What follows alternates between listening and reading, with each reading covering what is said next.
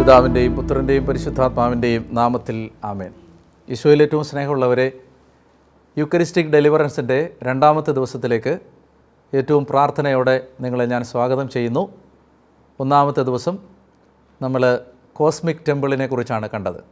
പ്രപഞ്ചം ഒരു ദേവാലയമാണ്. ഈ പ്രപഞ്ചത്തിൽ ദൈവം നമ്മളെ സൃഷ്ടിച്ചത് ദൈവത്തെ ആരാധിക്കാനാണ്. ദൈവത്തെ ആരാധിച്ച് കർത്താവ് നമ്മുടെ ജീവിതത്തെക്കുറിച്ച് കണ്ടിട്ടുള്ള പദ്ധതികൾ പൂർത്തിയാക്കാൻ ദൈവം നമുക്ക് പ്രേരണ തന്നു. അതുപോലെ തന്നെ നമ്മൾ ഒരു പുണ്യം അഭ്യസിക്കാനായിട്ട് ആഗ്രഹിച്ചു. ആ പുണ്യം ഏതായിരുന്നു നിങ്ങൾ ഓർക്കുന്നുണ്ട്? അത് ട്രസ്റ്റാണ്. നമ്മളിലുള്ള ആശ്രയത്വം ഇല്ലാതാവുന്നതിന് നമ്മൾ പ്രാർത്ഥിച്ചു. അതുപോലെ തന്നെ 5 കാര്യങ്ങൾ ബോധപൂർവം നമ്മൾ ദൈവത്തിൽ ആശ്രയിച്ച് ചെയ്യുന്നതിന് പരിശ്രമിക്കുകയും ചെയ്തു എന്ന് ഞാൻ വിചാരിക്കുന്നു. അങ്ങനെ പലതവണ കർത്താവെ ഞാനെങ്കിൽ ശരണപ്പെടുന്നുവെന്ന് പ്രാർത്ഥിക്കാൻ കഴിഞ്ഞുവെന്ന് ഞാൻ വിചാരിക്കുന്നു. അങ്ങനെ ഒന്നും ചെയ്യാൻ പറ്റിയില്ലെങ്കിൽ ഇന്നു മുതൽ അങ്ങനെയുള്ള കാര്യങ്ങൾ ചെയ്യണമെന്ന് ഞാൻ ഓർമ്മിപ്പിക്കുകയും ചെയ്യുന്നു. അതുപോലെ തന്നെ 1 മണിക്കൂർ പരിശുദ്ധ കുർബാനയുടെ മുമ്പിലിരിക്കുക, എല്ലാ ദിവസവും കുർബാനയിൽ പങ്കെടുക്കുക, പൂർവികർക്ക് വേണ്ടിയുള്ള പ്രാർത്ഥന ചെല്ലുക. ഇങ്ങനെ അതുമായി നിർദ്ദേശിച്ച് പറഞ്ഞിട്ടുള്ള കാര്യങ്ങൾ എല്ലാ എപ്പിസോഡിലും ഞാൻ ഓർമ്മിപ്പിക്കില്ല. നിങ്ങൾ ഇൻട്രൊഡക്ടറി എപ്പിസോഡ് കണ്ടിട്ടില്ലെങ്കിൽ അത് കാണുക. അവിടെ പറഞ്ഞിട്ടുള്ള കാര്യങ്ങൾ എഴുതി വെക്കുക. അല്ലെങ്കിൽ നമുക്ക് ഓരോ എപ്പിസോഡിൽ ഇത് ആവർത്തിക്കുന്നത് നിങ്ങൾക്കും എനിക്കും വിരസതയായിരിക്കുകയും ചെയ്യും. അതുകൊണ്ട് അത് ഞാൻ ഒന്ന് ഓർമ്മിപ്പിച്ച് മുന്നോട്ട് പോകാനായിട്ട് ആഗ്രഹിക്കുകയാണ്. രണ്ടാമത്തെ ദിവസമാണ്. ഒരു ദിവസം നന്നായി പൂർത്തിയാക്കാൻ കഴിഞ്ഞതിന് ദൈവത്തിന് നമുക്ക് നന്ദി പറയാം. ഈ രണ്ടാമത്തെ ദിവസം നമ്മൾ ചിന്തിക്കുന്നത് ദൈവം ഉൽപ്പത്തി പുസ്തകത്തിൽ ഏദൻ തോട്ടത്തിൽ വളർത്തിയ പരാമർശിക്കുന്ന 2 വൃക്ഷങ്ങളിലെ ഒരു വൃക്ഷമാണ് ജീവൻ്റെ വൃക്ഷം, ദ ട്രീ ഓഫ് ലൈഫ്. അതിനെക്കുറിച്ച് ഞാൻ ബൈബിളിൽ നിന്ന് വായിക്കാം. ഉൽപ്പത്തി പുസ്തകം 2-ാം അധ്യായത്തിൻ്റെ 9-ാമത്തെ വാക്യം. ജനേസിസ് 2:9. ഉൽപ്പത്തി 2:9. കാഴ്ചയ്ക്ക് കൗതുകവും ഭക്ഷിക്കാൻ സ്വാദമുള്ള പഴങ്ങൾ കായ്ക്കുന്ന എല്ലാത്തരം വൃക്ഷങ്ങളും അവിടുന്ന് മണ്ണിൽ നിന്ന് പുറപ്പെടുവിച്ചു. ജീവൻ്റെ വൃക്ഷവും നന്മതിന്മകളെക്കുറിച്ചുള്ള അറിവിൻ്റെ വൃക്ഷവും തോട്ടത്തിൻ്റെ നടുവിൽ അവിടുന്ന് വളർത്തി. അപ്പോൾ ഏദൻ തോട്ടത്തിൽ ദൈവം മനുഷ്യന് വേണ്ടി വളർത്തിയ ആദ്യത്തെ വൃക്ഷമാണ് ജീവൻ്റെ വൃക്ഷം. എന്നാൽ മനുഷ്യൻ പാപം ചെയ്ത് കഴിഞ്ഞപ്പോൾ പിന്നീട് നമ്മൾ അടുത്ത അധ്യായത്തിൽ കാണുന്നത് ഈ ജീവവൃക്ഷത്തിലേക്കുള്ള വഴി ദൈവം അടച്ചു. ഉൽപ്പത്തി പുസ്തകത്തിൻ്റെ 3-ാമത്തെ അധ്യായത്തിലാണ് നമ്മളത് കാണുന്നത്. 22-ാമത്തെ വാക്യം. ജനേസിസ് 3:22. ഉൽപ്പത്തി 3:22. അനന്തരം അവിടുന്ന് പറഞ്ഞു, മനുഷ്യനിതാ നന്മയും തിന്മയും അറിഞ്ഞ് നമ്മിൽ ഒരുവനെപ്പോലെ ആയിരിക്കുന്നു. ഇനി അവൻ കൈനീട്ടി ജീവൻ്റെ വൃക്ഷത്തിൽ നിന്നുകൂടി പറിച്ചു നിന്ന് അമർത്യനാകാൻ ഇടയാകരുത്. കർത്താവ് അവരെ ഏദൻ തോട്ടത്തിൽ നിന്ന് പുറത്താക്കി. മനുഷ്യനെ പുറത്താക്കിയ ശേഷം ജീവൻ്റെ വൃക്ഷത്തിലേക്കുള്ള വഴി കാക്കാൻ ഏദൻ തോട്ടത്തിന് കിഴക്ക് അവിടുന്ന് കെരൂബുകളെ കാവൽ നിർത്തി. നമ്മുടെ എല്ലാവരുടെയും മനസ്സിൽ ഒരുപാട് തെറ്റിദ്ധാരണകൾ ഉണ്ടാകാൻ സാധ്യതയുള്ള ഒരു വാക്യമാണിത്. ഞാൻ ആ വാക്യം ഒന്ന് വിശദീകരിച്ചിട്ട് മുന്നോട്ട് പോകാം. ഇവിടെ മനുഷ്യൻ പാപം ചെയ്ത് കഴിഞ്ഞപ്പോൾ ദൈവം മനുഷ്യനെ ജീവവൃക്ഷത്തിലേക്കുള്ള വഴി മനുഷ്യന് തടഞ്ഞു. നമ്മൾ വായിച്ച വാക്യത്തിൽ നമ്മൾ കാണുന്നത് ദൈവം അവരെ ഏദൻ തോട്ടത്തിൽ നിന്ന് പുറത്താക്കി. അത് വളരെ മോശമായൊരു കാര്യമാണ്, പുറത്താക്കുന്നത്. നമ്മൾ വിചാരിച്ചു വച്ചിരിക്കുന്നത് ദൈവം ഏദൻ തോട്ടത്തിൻ്റെ അകത്തും ആദവും ഹവ്വയും പുറത്തും, പിന്നെ വേലി കെട്ടി അവരകത്ത് കയറാതിരിക്കാൻ ദൈവം തിരിച്ചിരിക്കുന്നു. യഥാർത്ഥത്തിൽ അതങ്ങനെയല്ല. ആദവും ഹവ്വയും ഏദൻ തോട്ടത്തിൽ നിന്ന് പുറത്തു പോകണമെന്ന് ദൈവം ആഗ്രഹിച്ചത് എന്തുകൊണ്ടാണ്? ഇതെല്ലാം ഉപമ പോലെ പറയപ്പെട്ട കാര്യങ്ങളാണ്, നമുക്കറിയാം. എന്തുകൊണ്ടാണ് പുറത്താക്കുന്നത്? ഇപ്പോൾ മനുഷ്യൻ പാപാവസ്ഥയിലാണ്. പിശാചിൻ്റെ സ്വരം അനുസരിച്ച് ആത്മാവിലെ ജീവൻ നഷ്ടപ്പെടുത്തി പാപാവസ്ഥയിൽ ആയിരിക്കുന്ന മനുഷ്യൻ ജീവവൃക്ഷത്തിൽ നിന്ന് പഴം പറിച്ചു തിന്ന് അമർത്യനായാൽ അവൻ പിശാചിനെ പോലെയാവും. പാപാവസ്ഥയിൽ അമർത്യനായാൽ അവൻ സാത്താനെ പോലെയാവും. ദൈവത്തിന് തൻ്റെ മക്കൾ പിശാചിനെ പോലെ ആകുന്നതിന് ഇഷ്ടമില്ല. അതുകൊണ്ടാണ് അവരെ ആ ജീവവൃക്ഷത്തിൻ്റെ പരിസരത്തിൽ നിന്ന് ഏദൻ തോട്ടത്തിൽ നിന്ന് പുറത്തേക്ക് ഇറക്കുന്നത്. രണ്ടാമത്തെ കാര്യം, അവരെ പുറത്താക്കിയിട്ട് ദൈവം അകത്തിരിക്കുകയല്ല. ഏദൻ തോട്ടത്തിൽ നിന്ന് അവർ പുറത്തിറങ്ങുമ്പോൾ ഞാൻ പൂർണ്ണമായിട്ടും വിശ്വസിക്കുന്നത് എങ്ങനെയാണ്? ദൈവം ആദ്യം പുറത്തിറങ്ങി, അവർ കൂടെ ഇറങ്ങി.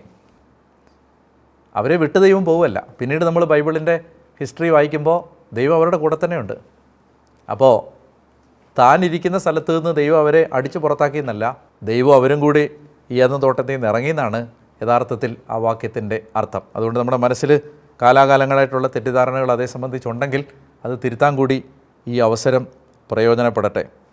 മനുഷ്യനെ പുറത്തിറക്കിയ ശേഷം ജീവൻ്റെ വൃക്ഷത്തിലേക്കുള്ള വഴി കാക്കാൻ ഏദന് കിഴക്ക് അവിടുന്ന് കെരൂബുകളെ കാവൽ നിർത്തി.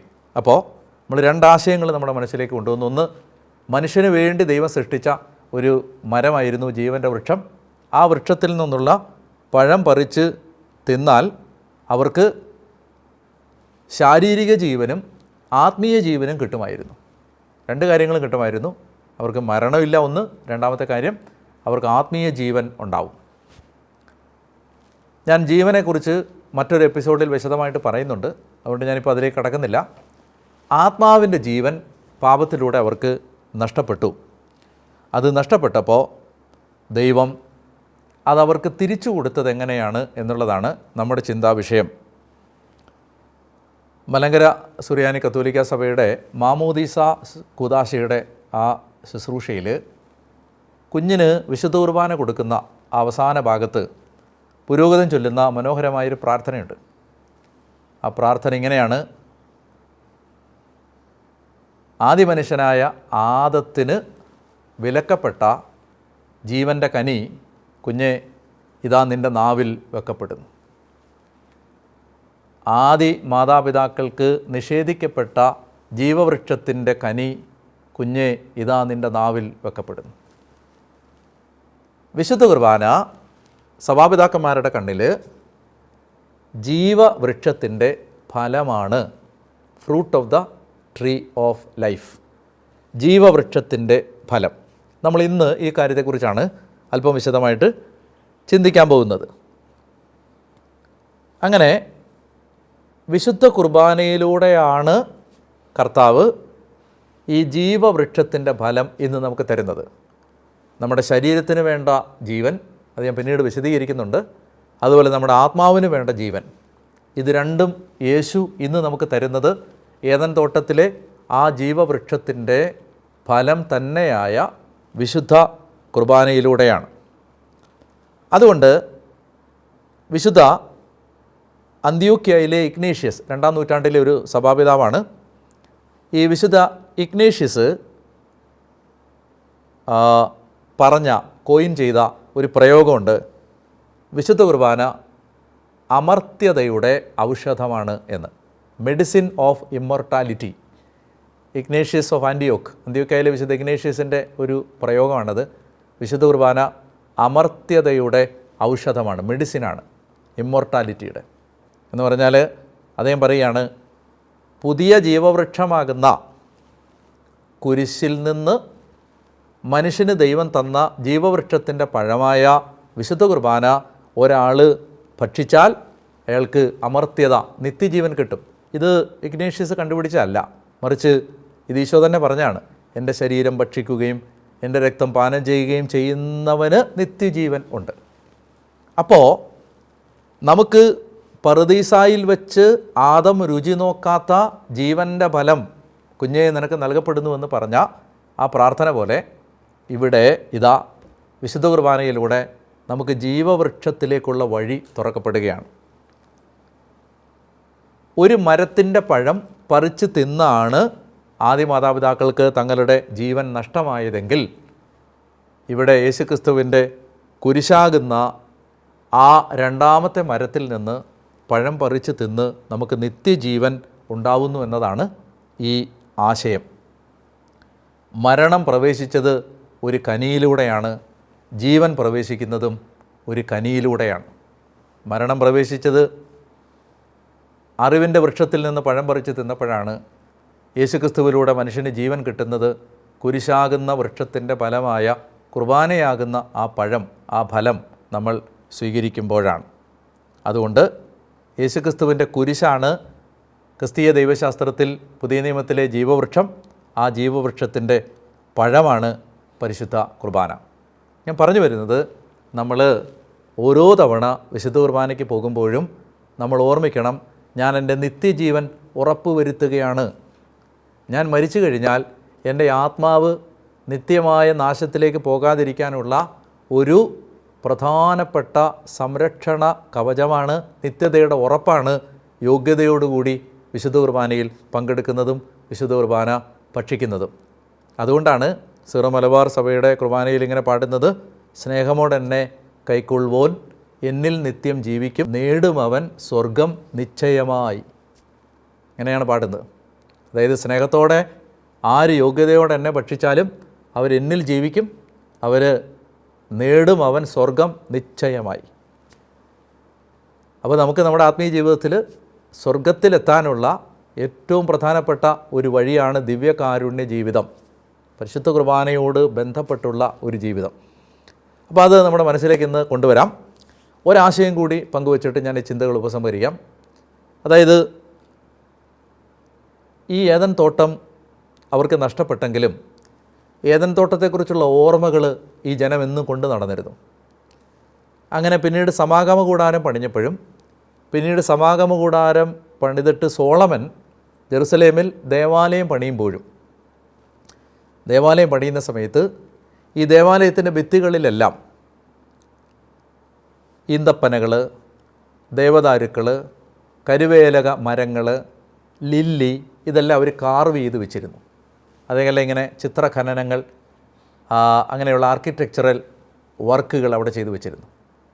പില്ലറുകളിൽ, ഭിത്തികളിൽ, തറയിൽ ഒക്കെ തടികൾ, മരങ്ങൾ, ദേവദാരു, ഈ സീഡാർ, അതുപോലെ കരുവേലകം, ദേവദാരു, ഇങ്ങനെയൊക്കെയുള്ള മരങ്ങൾ, ഈന്തപ്പനകൾ, പാം ട്രീസ്, അതുപോലെ മാതള നാരങ്ങകൾ, പൊമഗ്രനേറ്റ്, ഇതെല്ലാം ഇങ്ങനെ കാർവ് ചെയ്ത് വെച്ചിട്ടുണ്ട്. അതുകൂടാതെ സിംഹം, അതുപോലെ തന്നെ കരടി, പിന്നെ കാള, ഇങ്ങനെയൊക്കെയുള്ള കാർവിങ്സ് ഉണ്ട് ദേവാലയത്തിനകത്ത്. ജെറുസലേം ദേവാലയത്തിൻ്റെ കാര്യം ഞാൻ പറയുന്നത്. നമ്മുടെ ബൈബിൾ ശ്രദ്ധിച്ച് വായിക്കുമ്പോൾ, സോളമൻ പണിത ആ ഭാഗം വായിക്കുമ്പോൾ ഇത് കാണാൻ പറ്റും. ഞാൻ പറഞ്ഞു വരുന്നത്, ഇതുകൂടാതെ അവിടെ കെരൂബുകളുടെ രൂപം ഉണ്ടാക്കി വെച്ചിട്ടുണ്ട്. കെരൂബുകൾ. ഒരു യഹൂദൻ ദേവാലയത്തിനകത്തേക്ക് കയറുമ്പോൾ കരുവേലകങ്ങൾ, ദേവദാരുക്കൾ, ലില്ലി, പാം ട്രീ, പൊമഗ്രനേറ്റ്, അതുപോലെ തന്നെ മൃഗങ്ങൾ, അതുപോലെ കെരൂബുകൾ, ഇതെല്ലാം കാണുമ്പോൾ പെട്ടെന്ന് അവൻ്റെ മനസ്സിലേക്ക് സ്വിച്ചിട്ട പോലെ ഓർമ്മ വരുന്നത് എന്തായിരിക്കും? ഏദൻ തോട്ടം. ജെറുസലേം ദേവാലയം പണിതപ്പോൾ ദൈവം നിർദ്ദേശിച്ചത് ജെറുസലേം ദേവാലയം ഏദൻ തോട്ടത്തെ ഓർമ്മിപ്പിക്കണം. ഏദൻ തോട്ടത്തെ ഓർമ്മിപ്പിക്കുന്ന വിധത്തിലായിരുന്നു ദേവാലയം പണിതത്. എന്തായിരുന്നു പരിശുദ്ധാത്മാവ് നമുക്ക് പറഞ്ഞു തരാൻ ആഗ്രഹിക്കുന്ന ഇൻറ്റൻഷൻ? ഒരാൾ ദേവാലയത്തിലേക്ക് പ്രവേശിക്കുമ്പോൾ, ഒരാൾ ആരാധനയിലേക്ക് പ്രവേശിക്കുമ്പോൾ അയാൾ ഏദൻ തോട്ടത്തിലേക്ക് തിരിച്ചു വരികയാണ്. ഏദൻ തോട്ടത്തിൽ നിന്ന് ഇറങ്ങിപ്പോയ മനുഷ്യൻ ഏദൻ തോട്ടത്തിലേക്ക് തിരിച്ചു വരുന്നതാണ് ആരാധന. ഏദൻ്റെ അനുഭവം ഒരു മനുഷ്യന് തിരിച്ചു കിട്ടുന്നതാണ് ആരാധന. ഒരു മനുഷ്യൻ പറുദീസ അനുഭവത്തിലേക്ക് മടങ്ങി വരുന്നതാണ് ആരാധന. എന്താണ് ഏദൻ്റെ പ്രത്യേകത? അവിടെ ദൈവത്തിൻ്റെ കാൽപെരുമാറ്റമുണ്ട്, അവിടെ കർത്താവ് സഞ്ചരിക്കുന്നുണ്ട്, അവിടെ കർത്താവുണ്ട്. പ്രസൻസിലേക്ക് നമ്മൾ വരികയാണ്. അതുകൊണ്ട് പരിശുദ്ധ കുർബാന നമുക്ക് ഏദൻ തോട്ടത്തിൻ്റെ പറുദീസ അനുഭവം തിരിച്ചു തരുന്ന ഒരു വലിയ ആത്മീയ ആരാധനയാണ്. അതുകൊണ്ട് ആ ഒരു അനുഭവത്തിലേക്ക്, ആ ഇൻറ്റിമസിയിലേക്ക്, ദൈവത്തോടുള്ള അടുപ്പത്തിലേക്ക് തിരിച്ചു വരാൻ കർത്താവ് നമ്മളെ വിളിക്കുകയാണ്. ഞാൻ ഒരു ടേക്ക് അവേ പോലെ എനിക്ക് നിങ്ങളോട് പറയാനുള്ള വളരെ പ്രധാനപ്പെട്ടൊരു കാര്യം എന്ന് പറയുന്നത്, നമ്മുടെ ലൈഫിൽ നമ്മൾ കർത്താവിൻ്റെ അടുത്തിരുന്നുള്ള ആനന്ദം കണ്ടെത്തണം. കാരണം ബാക്കി എല്ലാം ഫെയ്ഡ് ചെയ്ത് പോകും. ഈ ഭൂമി തന്ന എല്ലാറ്റിൻ്റെയും പ്രത്യേകത, ഭൂമി തന്നതെല്ലാം ഭൂമി തിരിച്ചെടുക്കുക എന്നുള്ളതാണ്. ഇപ്പോൾ എനിക്ക് ആരോഗ്യമുണ്ട്, ഭൂമി തന്നതാണ്. ആരോഗ്യം എല്ലാ കാലത്തേക്കും ഉണ്ടാവില്ലല്ലോ. ഭൂമി തന്നതൊക്കെ ഭൂമി തിരിച്ചെടുക്കും. പണം, ഭൂമി തന്ന പണം ഭൂമി തിരിച്ചെടുക്കുന്നതിൻ്റെ പേരാണ് ദാരിദ്ര്യം. ഭൂമി തന്ന ആരോഗ്യം ഭൂമി തിരിച്ചെടുക്കുന്നതിൻ്റെ പേരാണ് രോഗം.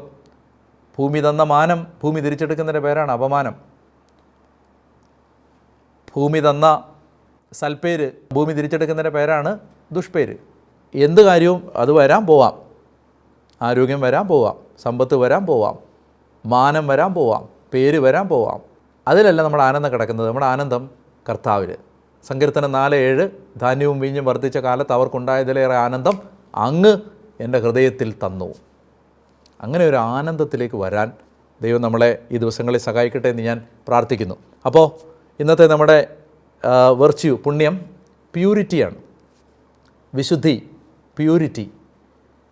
അപ്പോൾ നമ്മൾ ഇതൊരു വലിയ പ്യൂരിറ്റി, വിശുദ്ധി എന്ന് പറഞ്ഞാൽ വലിയൊരു ടോപ്പിക്കാണ്. ഞാൻ അതുകൊണ്ട് അതിനെ കുറച്ചുകൂടെ റിസർവ് ചെയ്ത് സെക്ഷുവൽ പ്യൂരിറ്റി എന്ന് മാത്രമാക്കുകയാണ്. ലൈംഗിക വിശുദ്ധി, ശരീരത്തിൻ്റെ വിശുദ്ധി. ഇത് നമ്മൾ ഈ കാലഘട്ടത്തിൽ ഒത്തിരി പ്രാർത്ഥിക്കേണ്ട ഒരു മേഖലയാണ്. പ്രത്യേകിച്ച് നമ്മുടെ ചിന്തകളിൽ, ഓർമ്മകളിൽ, ഭാവനയിൽ, സ്വപ്നത്തിൽ, അതുപോലെ തന്നെ നമ്മുടെ നോട്ടത്തിൽ, കേൾവിയിൽ. ഇപ്പോൾ വെറുതെ ഇരുന്നാൽ പോലും ഇത്തരം കാര്യങ്ങൾ പാവങ്ങൾക്ക് കുത്തി തലയ്ക്കകത്തേക്ക് വരാനുള്ള എല്ലാ സംവിധാനവും നമ്മുടെ കൺമുമ്പിൽ, നമ്മുടെ കയ്യിലെല്ലാം ഉണ്ട്. അപ്പോൾ അതുകൊണ്ട് എപ്പോഴും വിശുദ്ധിയിൽ ജീവിക്കാൻ, ലൈംഗിക പരിശുദ്ധിയിൽ ജീവിക്കാൻ, സെക്ഷുവൽ പ്യൂരിറ്റിയിൽ ജീവിക്കാൻ കർത്താവേ എനിക്കൊരു കൃപ തരണമേ. അതാണ് നമ്മളിൽ ഈ ജീവൻ വെളിപ്പെടുന്ന വലിയൊരു തലം, ജീവൻ. ഞാൻ പിന്നീട് ജീവനെക്കുറിച്ച് പറയാം. അപ്പോൾ അത് പ്രാർത്ഥിക്കുക. പ്യൂരിറ്റി, സെക്ഷുവൽ പ്യൂരിറ്റിയാണ് ഇന്ന് നമ്മൾ പ്രാർത്ഥിക്കേണ്ട പുണ്യം. സ്വാഭാവികമായിട്ടും ഒഴിവാക്കേണ്ട പാപം എന്ന് പറയുന്നത് ലസ്റ്റാണ്. എന്ന് പറഞ്ഞാൽ മോഹം അല്ലെങ്കിൽ ആസക്തി, ലൈംഗിക ദുരാശകൾ. ആ ദുരാശകൾ നമ്മളിൽ നിന്ന് മാറിപ്പോവാൻ നമ്മൾ പ്രാർത്ഥിക്കണം. അപ്പോൾ അതിനുവേണ്ടി നമ്മൾ ഇന്ന് എടുക്കേണ്ട ടാസ്ക് എന്താണ്? ടാസ്ക് നമുക്കിന്ന്, അതായത് കാണുക, നോക്കുക, രണ്ട് കാര്യമുണ്ട്. ഇപ്പോൾ എനിക്ക് ഒരു കാര്യം ഞാൻ കാണുന്നു, ആ ക്യാമറ ഞാൻ കാണുന്നു, ആ ക്യാമറ ഞാൻ നോക്കുന്നു. നമുക്ക് കാണാം, ഒന്ന് നോക്കാൻ പാടില്ല. രണ്ടാമതൊന്നുകൂടി നോക്കണമെന്ന് ആഗ്രഹം വരുന്ന ഒരു 10 കാര്യങ്ങളെ നോക്കാതിരിക്കാനൊന്ന് ട്രൈ ചെയ്യുക. അതായത് ഒരു കാര്യം നമ്മൾ കാണുന്നു, ഒന്നുകൂടെ നോക്കാൻ, ഒരാളവിടെ നിൽക്കുന്നു, ഒന്നുകൂടെ നോക്കാൻ തോന്നുന്നെങ്കിൽ അത് ശരിയാവാം, തെറ്റാവാം. എന്ന് പറഞ്ഞാൽ ഞാനിപ്പോൾ എല്ലാം പാപകരമായ നോട്ടമാവണമെന്നില്ല. ഇപ്പോൾ ഒരു കാര്യം, നല്ലൊരു പടം കാണുന്നു, ഒന്നുകൂടെ നോക്കാൻ തോന്നുന്നു, നോക്കരുത്. അങ്ങനെ ഒരു 10 കാര്യങ്ങളിൽ ഒരാശയടക്കം പരിശീലിക്കുക. ഇത് ട്രെയിനിങ് ആയിട്ട് അങ്ങനെ പറ്റത്തുള്ളല്ലോ നമുക്ക്. അതുകൊണ്ട് നമ്മൾ എന്ത് ചെയ്യുന്നു? നമ്മൾ കാണുന്നു, ഒരിക്കൽ കൂടി നോക്കാൻ ഒരാഗ്രഹം ഉള്ളിൽ വരുന്ന ഒരു 10 കാര്യങ്ങൾ. 10 ഞാൻ ഒരു എണ്ണം പറയുന്നതേ ഉള്ളത്. 2 ആവാം, 5 ആവാം, 7 ആവാം, 1 ആവാം. ഒന്ന് വെറുതെ ട്രൈ ചെയ്യാം. നമുക്ക് ഒരിക്കൽ കൂടി നോക്കണമെന്ന്, ഒരിക്കൽ കൂടി കാണണമെന്ന് ആഗ്രഹമുള്ള കാര്യങ്ങളിൽ നിന്ന് കണ്ണ് പിൻവലിക്കാനുള്ള ഒരു പരിശീലനം. അതാണ് ഇന്നത്തെ ടാസ്ക്. അപ്പോൾ പ്രാർത്ഥിക്കേണ്ടത് ഇങ്ങനെയാണ്. അത് ജോബ് പ്രാർത്ഥിച്ച ഒരു പ്രാർത്ഥനയാണത്. ഞാൻ എൻ്റെ കണ്ണുകളുമായി ഒരു ഉടമ്പടി ചെയ്തിട്ടുണ്ട്. അതുകൊണ്ട് ഞാൻ കന്യകയെ എങ്ങനെ നോക്കും? ഇങ്ങനെ പ്രാർത്ഥിക്കാൻ: കർത്താവേ, എല്ലാ മോശപ്പെട്ട കാഴ്ചകളിൽ നിന്നും എൻ്റെ കണ്ണിനെ നീ പൊതിയണമേ. എല്ലാ മോശപ്പെട്ട കാഴ്ചകളിൽ നിന്നും, എല്ലാ മോശപ്പെട്ട ആഗ്രഹങ്ങളിൽ നിന്നും, എല്ലാ മോശപ്പെട്ട കാഴ്ചകളിൽ നിന്ന് എൻ്റെ കണ്ണിനെയും, എല്ലാ മോശപ്പെട്ട ആഗ്രഹങ്ങളിൽ നിന്ന് എൻ്റെ ഹൃദയത്തെയും നീ കാത്തുകൊള്ളണമേ. എല്ലാ ആവശ്യമില്ലാത്ത കാഴ്ചകളിൽ നിന്ന് എൻ്റെ കണ്ണുകളെയും, എല്ലാ ആവശ്യമില്ലാത്ത ആഗ്രഹങ്ങളിൽ നിന്ന് എൻ്റെ ഹൃദയത്തെയും നീ കാത്തുകൊള്ളണമേ എന്ന് നമുക്ക് പ്രാർത്ഥിക്കുകയും ചെയ്യാം. ഞാൻ പറഞ്ഞ കാര്യങ്ങൾ മറക്കരുത്. ഈ 2-ാമത്തെ ദിവസം ഈ പുണ്യം അഭ്യസിക്കുക, പാപോപേക്ഷിക്കുക, പ്രാർത്ഥന പറഞ്ഞെന്ന് പ്രാർത്ഥിക്കുക, ടാസ്ക് പറഞ്ഞെന്ന് ചെയ്യുക. കൂടാതെ പൂർവികർക്ക് വേണ്ടി പ്രാർത്ഥിക്കണം, കുർബാനയുടെ മുമ്പിൽ പോയിരിക്കണം, വിശുദ്ധ കുർബാനയിൽ പങ്കെടുക്കണം, ഉപവാസം എടുക്കാൻ പറ്റുന്ന ഒരു ഉപവാസം എടുക്കണം. അങ്ങനെ ഈ 40 ദിവസത്തെ പ്രാർത്ഥന യാത്രയുടെ 2-ാമത്തെ ദിവസം അനുഗ്രഹമാവട്ടെ എന്ന് ഞാൻ പ്രാർത്ഥിക്കുന്നു. നമുക്ക് ആരാധനയിലേക്ക് കടക്കാം.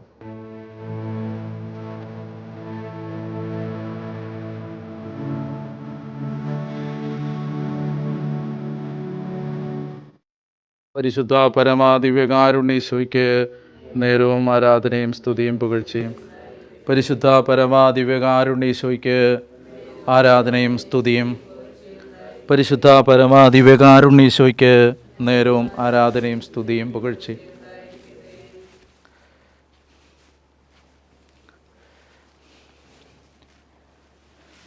ദിവ്യകാരുണ്യ വിമോചന ശുശ്രൂഷയുടെ 2-ാമത്തെ ദിവസം കർത്താവിൻ്റെ കരങ്ങളിലേക്ക് നമ്മുടെ ജീവിതത്തെ നമുക്ക് കൊടുക്കാം. ഇന്ന് ദൈവം തന്ന എല്ലാ നന്മകൾക്കും നമുക്ക് നന്ദി പറയാം. ദൈവത്തിൻ്റെ അനുഗ്രഹം നമ്മൾ സ്വീകരിച്ച എല്ലാ സാഹചര്യങ്ങളെയും നമുക്ക് ഓർക്കാം. ഇന്ന് ആരോഗ്യത്തോടെ ജീവിക്കാൻ നമ്മൾ വീഴാതെ താങ്ങി നിർത്തിയ, നമുക്ക് സന്തോഷം തന്ന അനർത്ഥാപത്ത് അപകടങ്ങളിൽ നിന്നെല്ലാം നമ്മളെ രക്ഷിച്ച അവിടുത്തെ കാരുണ്യത്തെ ഓർത്ത് നന്ദി പറയാം. നല്ല കർത്താവേ ദൈവമേ, നിൻ്റെ നാമത്തെ ആരാധിക്കുന്നു, സ്തുതിക്കുന്നു. പരിശുദ്ധ കുർബാനയിൽ എഴുന്നള്ളിയിരിക്കുന്ന ലോകമെമ്പാടുമുള്ള സക്രാരികളിൽ, ബലിപീഠങ്ങളിൽ ഞങ്ങളോടുള്ള സ്നേഹത്തെ പ്രതി എഴുന്നള്ളി വരുന്ന അങ്ങേക്ക് മഹത്വവും സ്തുതിയും ആരാധനയും സമർപ്പിക്കുന്നു. ഞങ്ങളെ ഈശോ എത്രമാത്രം സ്നേഹിച്ചുവെന്നറിയാൻ ഞങ്ങൾ കുരിശിലേക്ക് നോക്കുന്നു. ഞങ്ങളെ ഈശോ എത്രമാത്രം സ്നേഹിക്കുന്നുവെന്നറിയാൻ ഞങ്ങൾ പരിശുദ്ധ കുർബാനയിലേക്ക് നോക്കുന്നു. ഞങ്ങളോടുള്ള സ്നേഹത്തെ പ്രതി ജീവൻ തുടിക്കുന്ന ഹൃദയത്തോടെ ഞങ്ങളെ കാത്തിരിക്കുന്ന ആ ദിവ്യമായ സ്നേഹമേ, ഞങ്ങളങ്ങേ ആരാധിക്കുന്നു. ഈ ആരാധന ഞങ്ങളുടെ പാപപരിഹാരമായി അങ്ങ് സ്വീകരിക്കണമേ.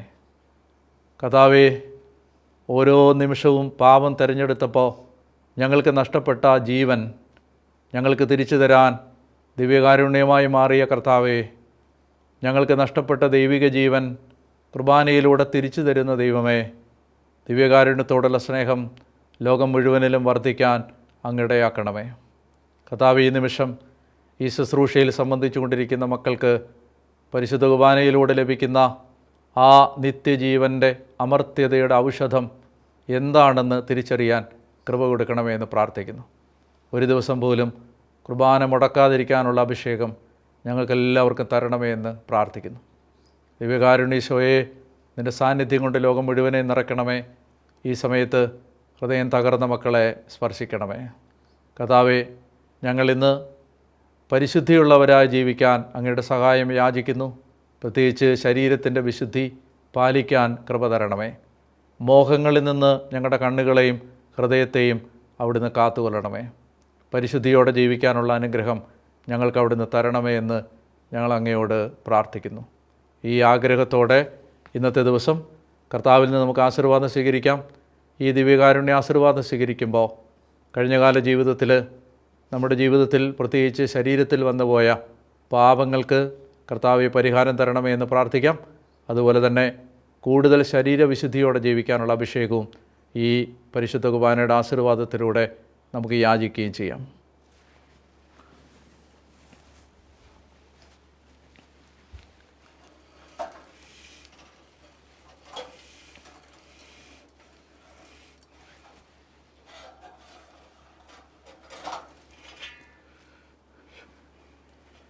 കർത്താവായ ദൈവമേ, ഈ ആശീർവാദം സ്വീകരിക്കുമ്പോൾ അവിടുത്തെ നാമത്തിൽ ഈ മക്കളെ ആശീർവദിച്ച് അനുഗ്രഹിക്കുമ്പോൾ ശരീരത്തിൽ വന്നുപോയ എല്ലാ തെറ്റുകൾക്കും കർത്താവെ അവിടുത്തെ കുരിശിലെ രക്തം പരിഹാരമായി മാറട്ടെ എന്ന് പ്രാർത്ഥിക്കുന്നു. ദൈവമായ കർത്താവെ, ശരീരത്തിൻ്റെ വിശുദ്ധി പാലിക്കാൻ പ്രയാസപ്പെടുന്ന അവിടുത്തെ എല്ലാ മക്കൾക്കും വേണ്ടി ഈ സമയത്ത് കർത്താവെ നിൻ്റെ ആശീർവാദം തരണമേ എന്ന് അപേക്ഷിക്കുന്നു. ദൈവമായ കർത്താവെ, ദൈവമേ, ശരീരത്തിൽ വിശുദ്ധി പാലിക്കാനും ആത്മാവിൽ നിറവുള്ളവരായി ജീവിക്കാനും ഈ ആശീർവാദം ഞങ്ങളെ സഹായിക്കണമേ. രോഗികൾ സുഖം പ്രാപിക്കണമേ. ഹൃദയം തകർന്നവർ ബലം പ്രാപിക്കണമേ. പ്രതീക്ഷ നഷ്ടപ്പെട്ടവർ ഹൃദയത്തിൽ ആനന്ദമുള്ളവരായി മാറണമേ. കർത്താവിൻ്റെ കരം ദൈവമേ ഈ ആശീർവാദത്തിലൂടെ ഇത് സ്വീകരിക്കുന്ന എല്ലാ മക്കളിലേക്കും ഒഴുകണമേ എന്ന് പ്രാർത്ഥിക്കുന്നു. ഈശോ മിശിഹായുടെ പരിശുദ്ധ നാമത്തിൽ തന്നെ ആമേൻ. പരിശുദ്ധ പരമ ദിവ്യകാരുണ്യ ഈശോയ്ക്ക് നേരവും ആരാധനയും സ്തുതിയും